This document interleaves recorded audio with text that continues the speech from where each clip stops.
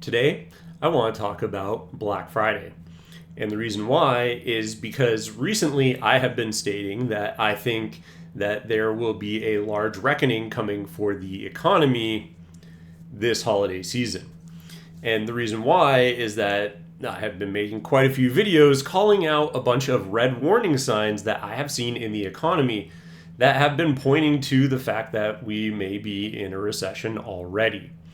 Now, what happened on Black Friday is that essentially there was a 9% increase in spending, but I want to dig into that a little bit and show why even this may be a very troubling sign. So what I'm going to do is I'm going to dive into a Breaking Points video that covers exactly what went on with this Black Friday shopping and then provide my insights on top of that. Let's put the next piece up on the screen. So much of the illusion of prosperity in America is just like a figment of our imagination. So I saw these headlines after Black Friday of like, oh, Black Friday spending is up. And I was like, oh, that's interesting. Maybe that's a good sign. But then you start to dig into the numbers. And here's Business Insider. They say that Black Friday shoppers are now relying more on buy now, pay later plans. Here's how that could backfire. And put the next piece up on the screen. This person, Adam Carlson on Twitter, or Cochran, sorry, broke down a bunch of the numbers here. So he says, yes, there was a 9.1 increase in spending on Black Friday from last year,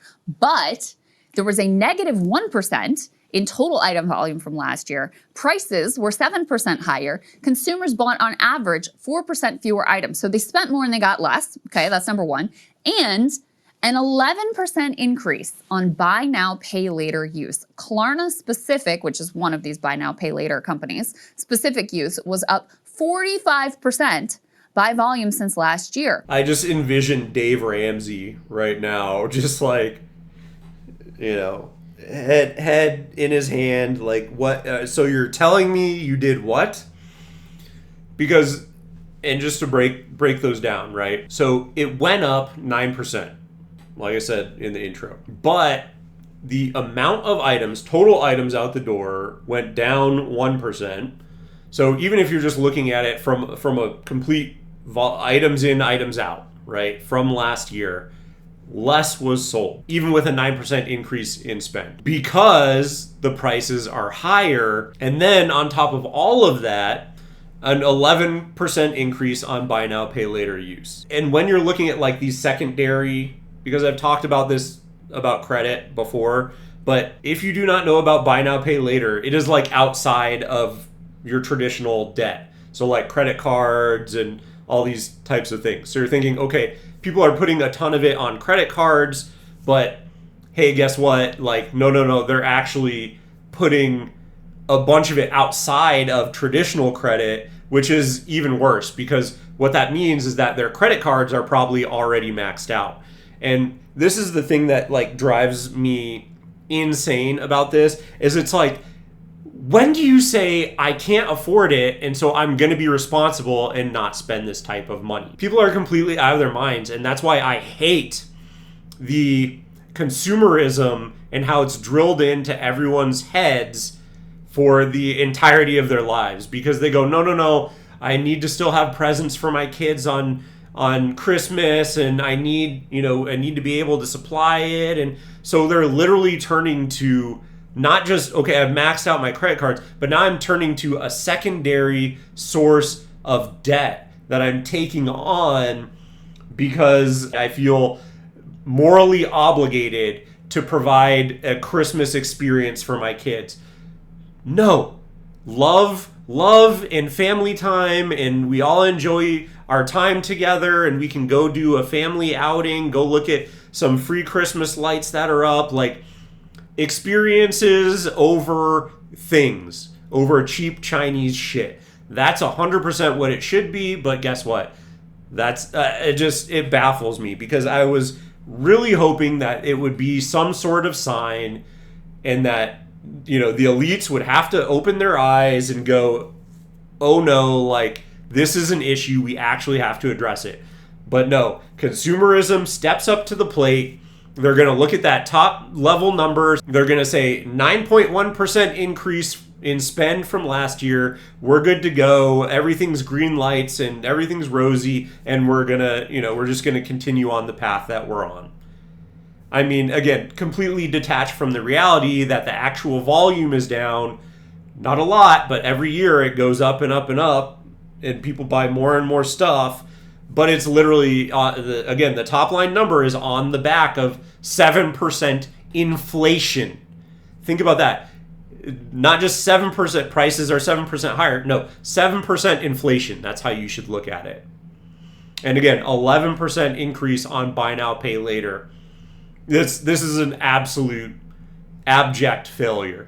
And although it's not playing out right now, there's a lot of other holiday spending that goes on between now and Christmas.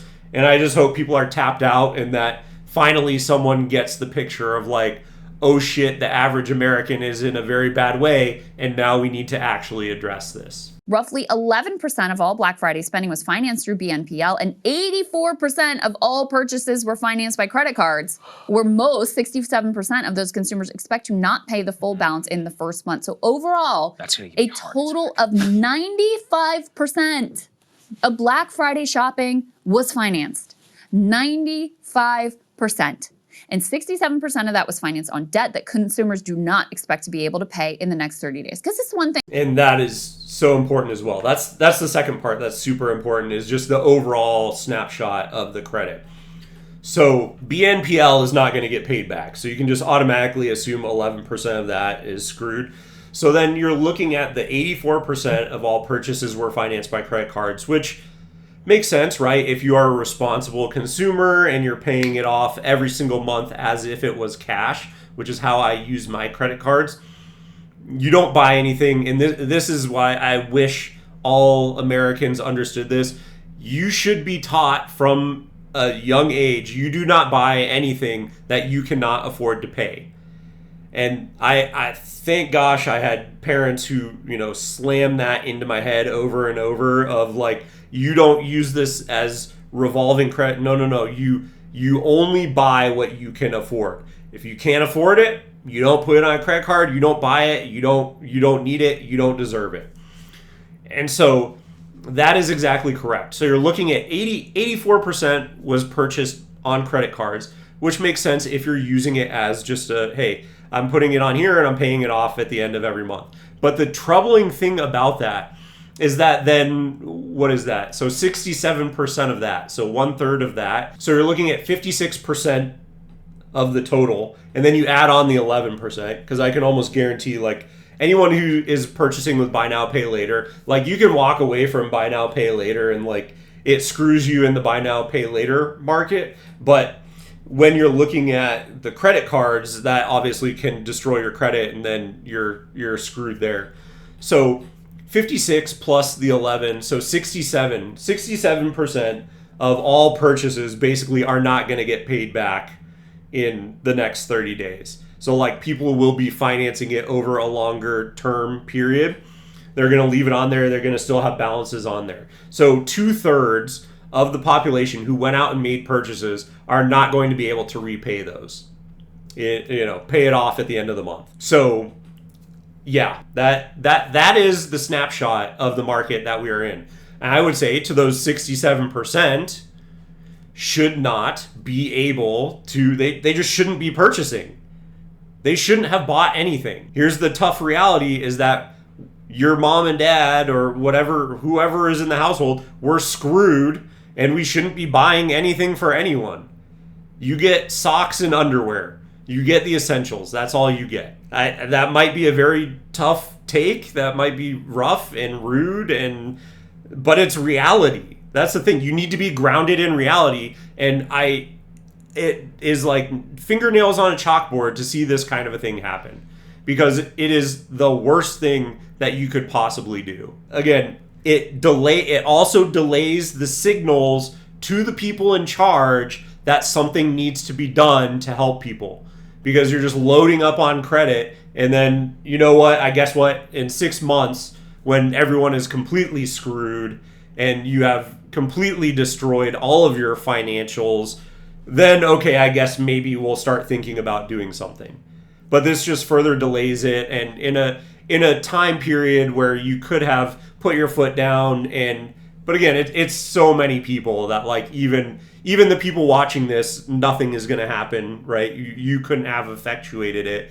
But this was a time where people could have raised their hand and said, "Hey, look, we need actual help, and we're going to send you a blaring red signal that this needs to happen." But they're just going to, anyone who's in power is going to gloss over any of these deeper statistics about the financing and how it's not going to get paid back, and the BNPL and all this stuff. They're just looking at that top line number, and they're not going to care at all because it was positive. If it was even moderately negative when it's been climbing year over year forever, then they would probably say, okay, this may be kind of an issue, but again, it's not going to get addressed, and it's quite honestly depressing, to say the least. If your habit is just, I put it on the credit card and they pay off the whole credit That's card for points or whatever, like, okay.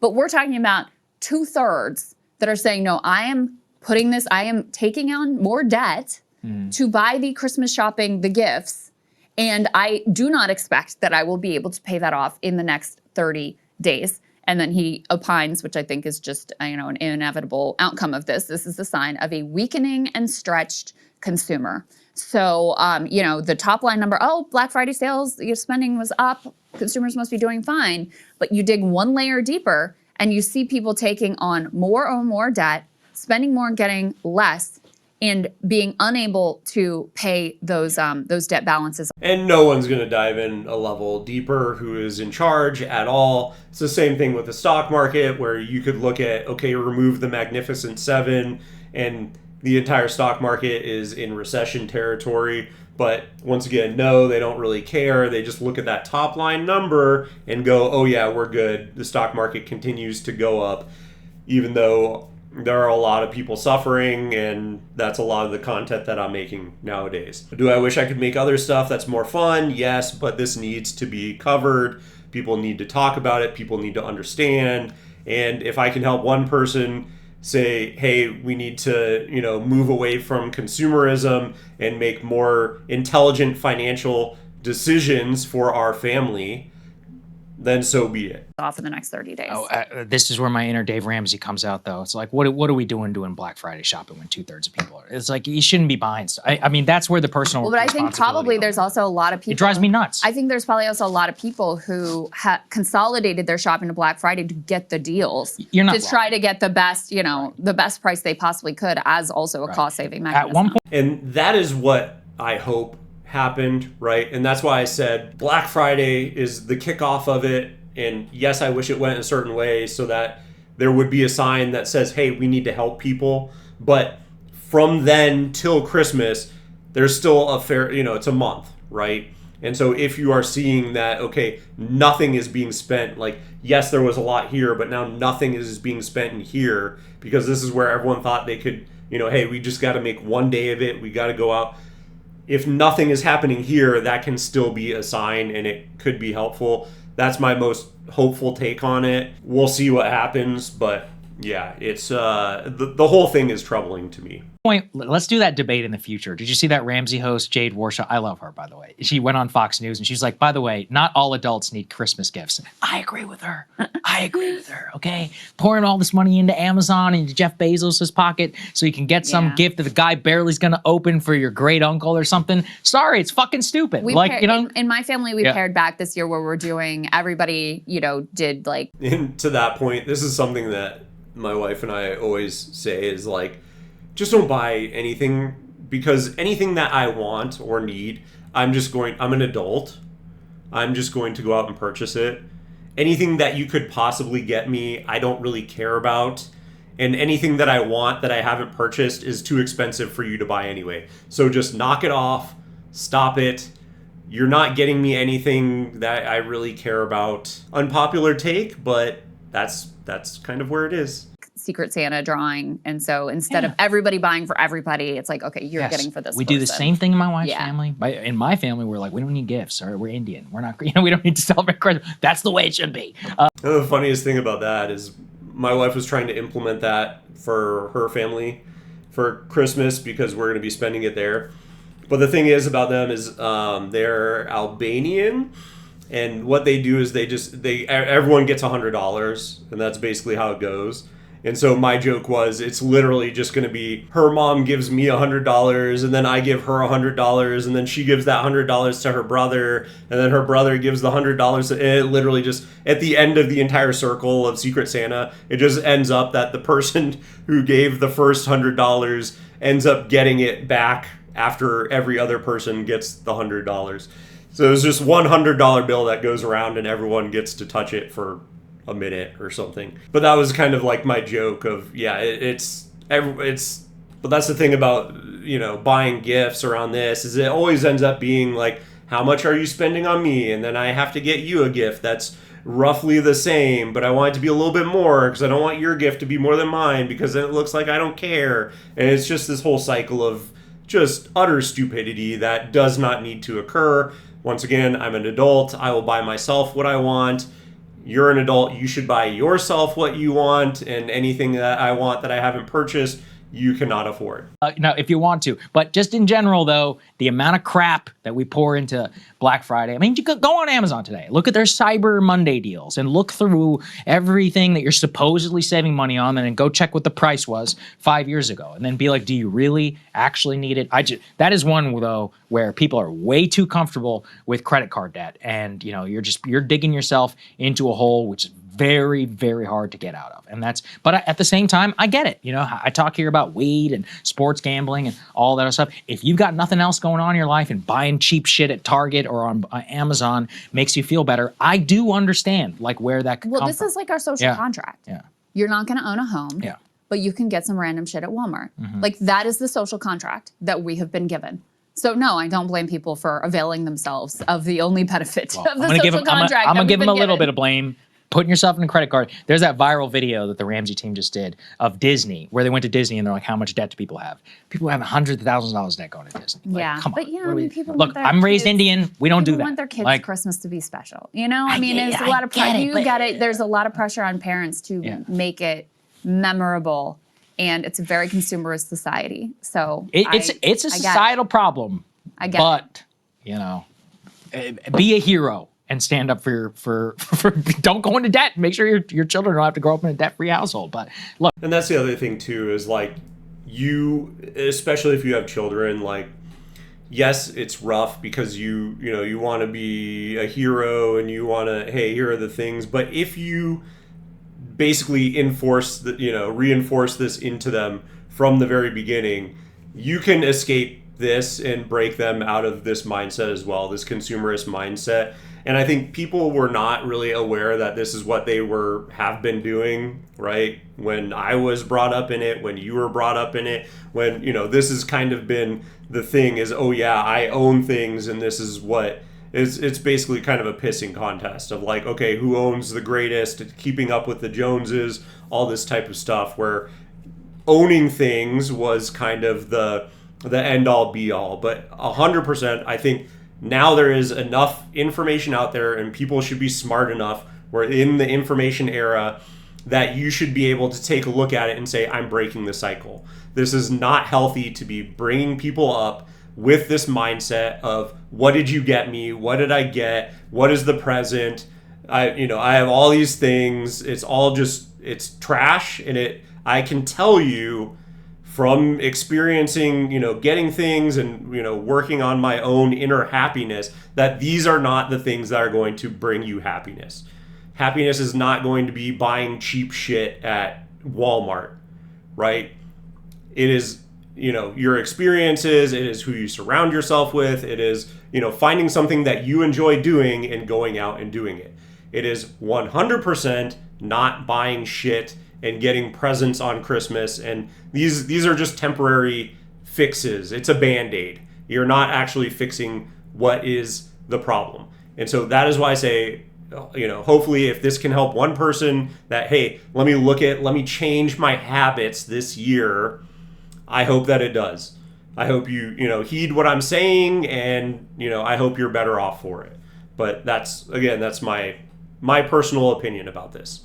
At the same time, I'm not going to shame people too hard, because we can't talk too much about poverty and the system and how it's all rigged against you. If the only outlet you have is some 28%, high interest credit card debt to buy some new headphones or a PS5 or whatever, I do understand how things could get channeled into that. And that's ultimately why, like, who's the villain in this discussion, which I think is totally fair. All right. And that was about all I wanted to cover on that.